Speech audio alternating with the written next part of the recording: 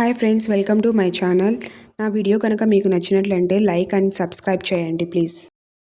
బ్రహ్మదేవునికి మొదట 5 తలలు ఉండేవి. ఆ తలలో ఒకటి తీసివేసింది కాలభైరవుడు. ఒకసారి బ్రహ్మ విష్ణువు మధ్య గొప్పవారు ఎవరు అనే వాదన వచ్చింది.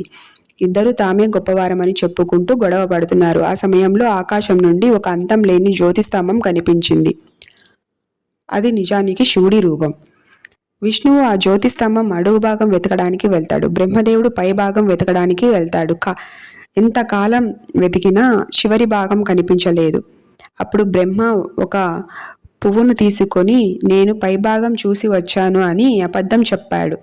కానీ విష్ణువు నిజం చెప్పాడు, నాకు చివరి భాగం దొరకలేదు అని. అబద్ధం చెప్పినందుకు కోపంగా శివుడు తన రూపం నుండి కాలభైరవుడిని సృష్టిస్తారు.